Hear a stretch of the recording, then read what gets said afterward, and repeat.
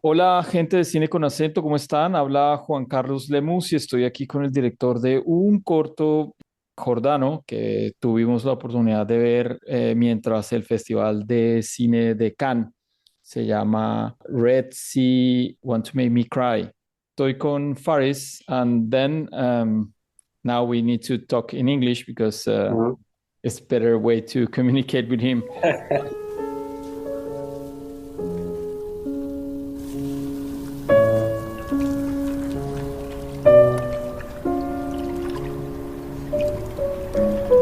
Ich vergesse manchmal, wie dein Gesicht aussieht, wenn du weg bist. Ich versuche mich zu erinnern, es festzuhalten. Faris, how are you? How was your experience while Cannes with your short film? I'm good, man. Thanks for doing this.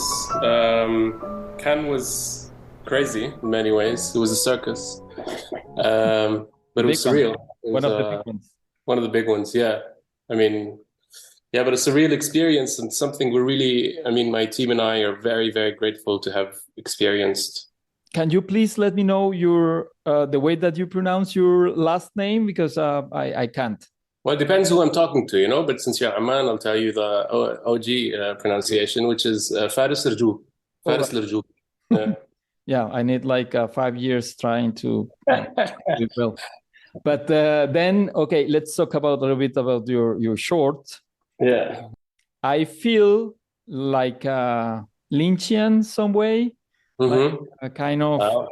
dreaming a lot of music, or I mean, Yeah. meaning through the music, a lot of cigarettes also. Yeah. But I want you to let me know your influence and what was the meaning, because I don't know if it is narrative or Mhm. much more like experimental. No, it's nice that you say that because also, I mean, we like to play with the format, you know, and with the form of the film, and it's narrative, but also we experiment with other elements. We have some documentary footage mixed in, so we play. But it's funny that you mentioned Lynch because it was never a reference that we had consciously in mind during production. But somehow during post, every time we would show the scene, the final scene to someone, and I don't want to give off too much, but people would refer to it as the Lynchian scene, you know. And recently, I saw Mulholland Drive again at the cinema, and I, of course, remember and understand why. But it wasn't a direct influence while working. Wow, that is amazing because at the moment I just after watch it, Yeah, I thought, well, it's very Lynchian in the way that the travel, yeah, the scenes in the bar or in the restaurant, yeah, some like kind a of very, very sober Lynch, like his, you know, like very sober. Yeah, maybe from the his first years, and then this right. small scene in the like in the factory. I don't know if it's a factory or something, but Yeah, it is.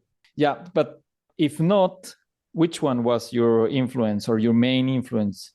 We had a few, I'd say, since you mentioned the factory, of course, I have to mention Antonioni because we use that as a reference specifically for the factory scene, Red Desert to be specific. But in general, I think for this one, for me personally, Wim Wenders was like a big influence. We watched and rewatched Paris, Texas many times. Looks like. Great that you say that. And it's just this, you know, Wim Wenders is like a really, really, of course, I mean, amazing filmmaker, but also like a really interesting case because he was this European filmmaker going to the US and then shooting these films between Europe and the US and sort of like using the genre of the Western, but then subversing it, which we also tried to do. And I think what was most interesting is that like him and his cinematographers, gaze, you know, it never felt I don't know, he would shoot New York and then Paris and then Hamburg, for example, in The American Friend. And you would not tell a difference somehow. The texture was the same, although the cities were different. And we tried to do the same when we shot between Germany and Jordan.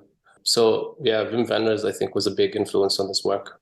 As a viewer, I can find the like the difference between these like two worlds. I mean, as far Yeah, as I understood the short, she is from Germany and she's yeah, looking from his friend.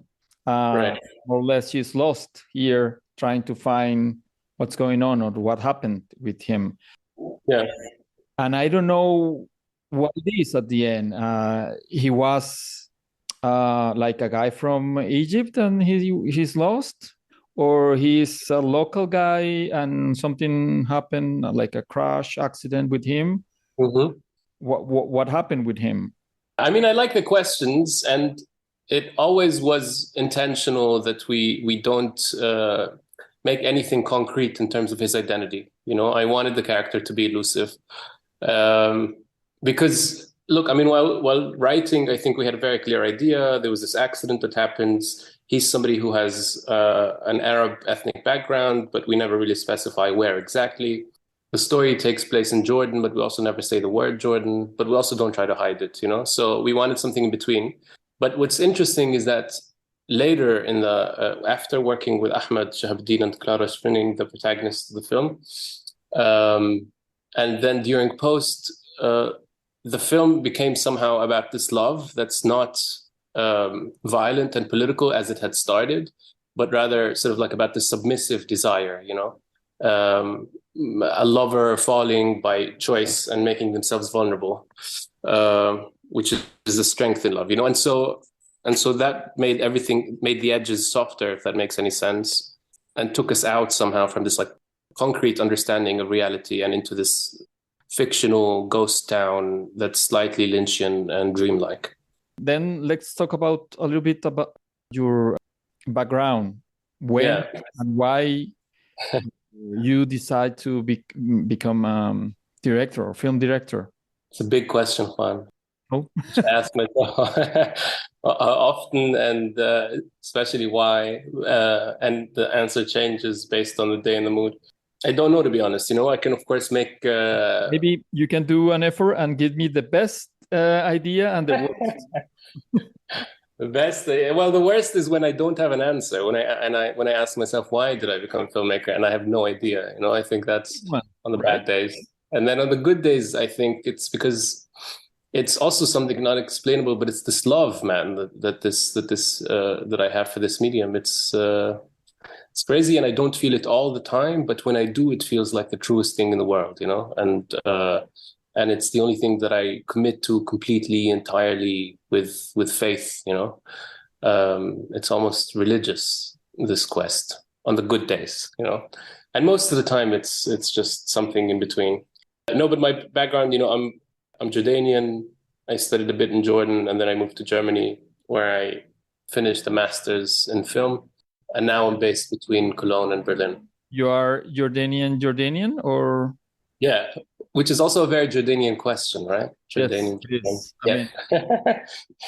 I mean, if I have to let you know, the people, what happened here is Jordan is a country with massive migrations in many times, right? Yeah. Time from Iraq and from Syria also now. And then you have this kind of question, Jordanian, Palestinian, Jordanian. Right. And of course, I mean, just to add to that, I don't want to get too political now, but of course, these lines are and were for a long time invisible, you know, and like there's the literal Jordan River, and then there's people who grew up to the east of it and to the west of it, you know, and that was the only geographical difference. Oh, okay. And so, you know, I have family on both sides of the river, and I think most people in the geographical area that we now call Jordan and Palestine have people on their families on both sides of the river, you know. So it's, just to give also some extra context. If I go back to the short, one thing that I really don't catch is many things. Which is That's good, yeah. Because you have to think about it. The first one is, I think it was from Sodom and Gomorrah story. Right. You have in this Catholic thing that phrase that you have at the beginning of your short. Mm-hmm. Lot and Sodom and Gomorrah and his wife, right?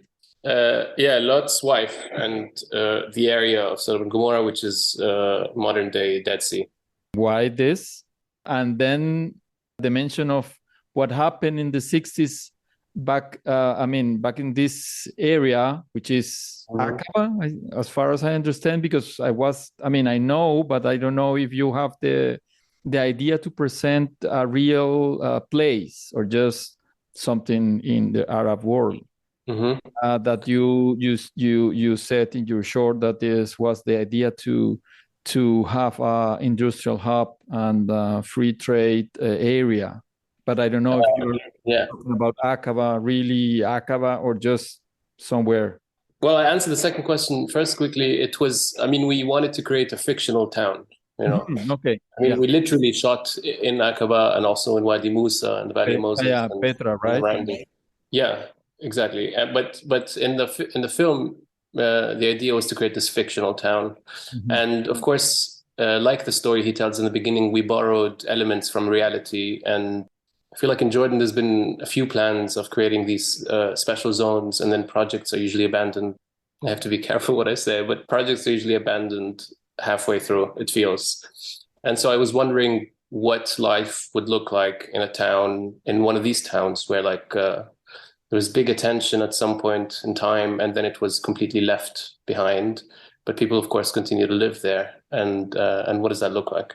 And then the first question about the quote in the beginning from the Bible, this came in the post-production. We talked a lot about sort of like these parallel stories of Lot and Lot's wife, where sort of the angels warn Lot and Lot's wife and their family to leave and climb up the mountain because their city was going to be burnt to the ground as punishment, and they ask them not to look back, because if they look back, they will turn into pillars of salt. And then so Lot walks ahead, and then Lot's wife walks up the mountain, and right before they're almost there at the top, for some reason she looks behind, she turns, and there are many sort of versions of like why she turns.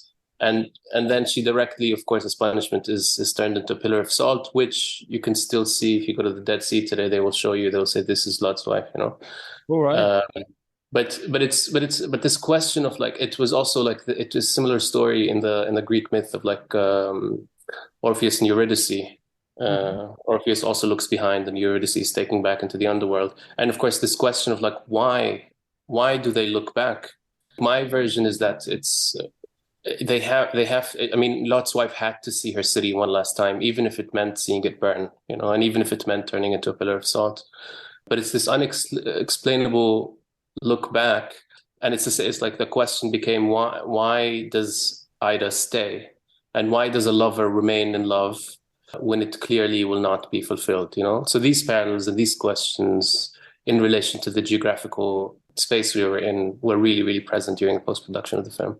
I feel a lot of this, maybe like you said about the relationship with Wim Wenders, this geographical space that he could create, and you feel in your short, it's like a magnetic point. You are attracted to this town. It's not yours, but you understand the relationship with the people, with her, even though it's not her place, right?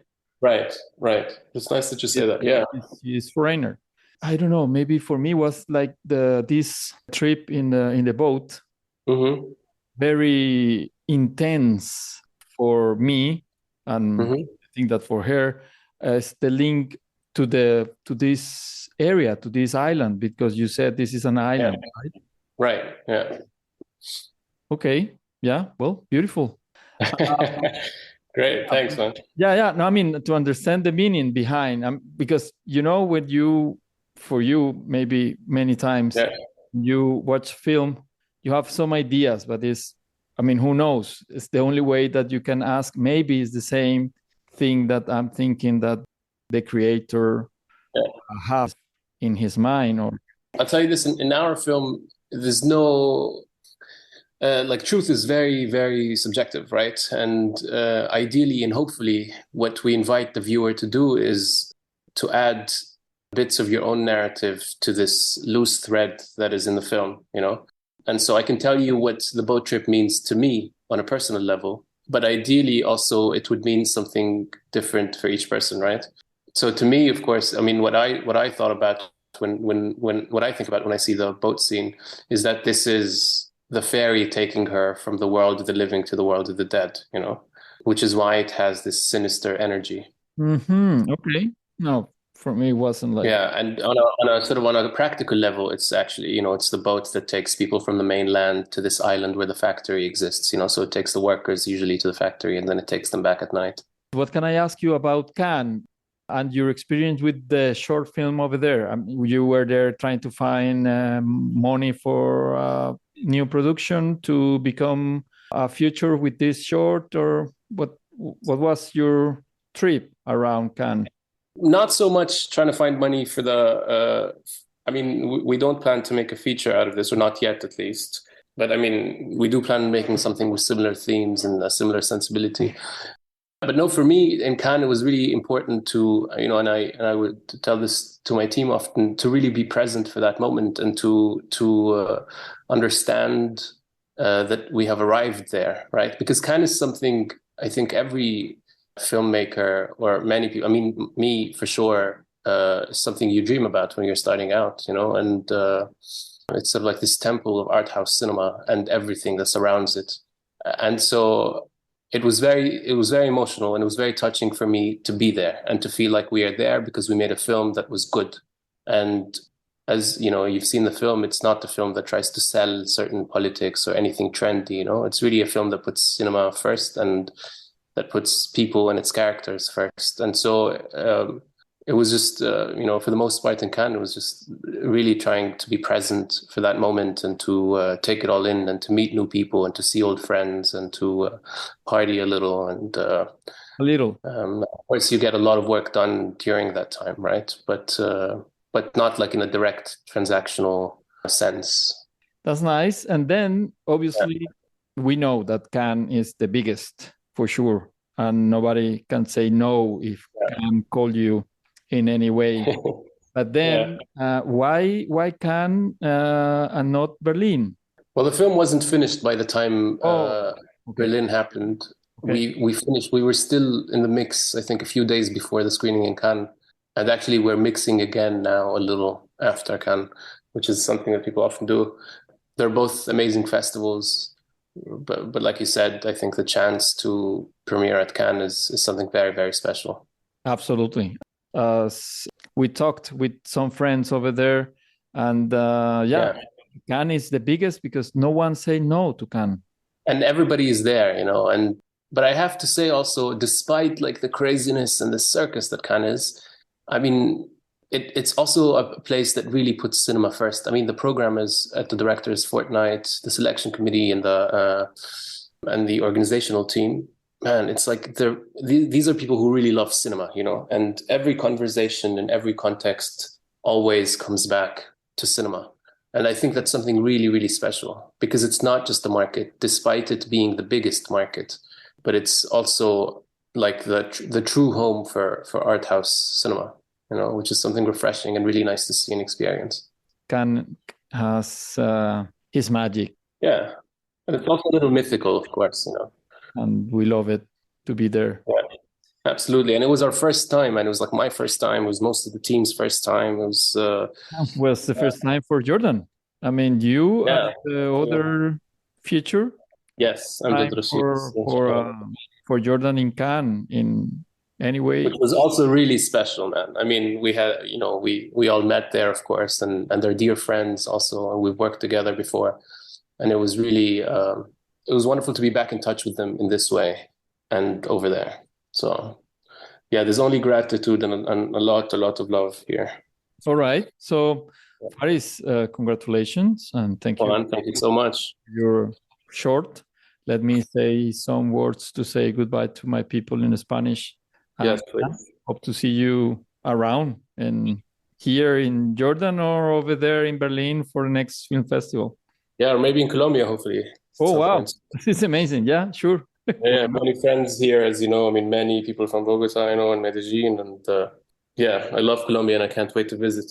Well, or to do feature or short over there. Should be nice. Yeah, maybe. I mean, why not? I know Tilda Swinton and And Peter Tong said something there recently, and so why not? I Maybe. was thinking about the same thing. I mean, these real foreign people, like from the other side of the world, like Vera Cool, Yeah, he does that thing and was like, wow, for us.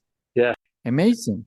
So yeah. kind of point of view, completely different from us, is so nice when you see that even though that they are from different parts Right. of the world, you find many things that are related to the geography actually, and then Right. you find a narrative together. It's beautiful. And there's this great podcast where they talk about this actually, and they talk about how the choice came and how it was to shoot in a place that does not feel like it's theirs, just because of geography and stuff. And it was really interesting. I think they approached it very consciously and with a lot of respect, which I appreciate. Yeah. We also, I mean, we love his film. For us, is has a lot of meaning.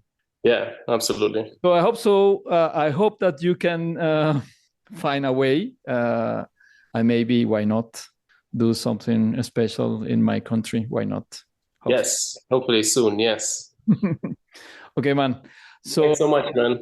Ok, para la gente que llegó hasta acá, gracias por escucharnos. Somos Cine con Acento. Es un podcast que hablamos sobre cine con diferentes críticos de toda Latinoamérica. Estamos en iVoox, Spotify, Apple Podcast y Google Podcast. Y que también nos pueden encontrar en las redes sociales, en Twitter y en Instagram como Con Acento Podcast. Muchas gracias por llegar hasta acá. Chao. Bye, man. See you around. Oh, thanks, Juan. Thank you so much, man. Muchas gracias.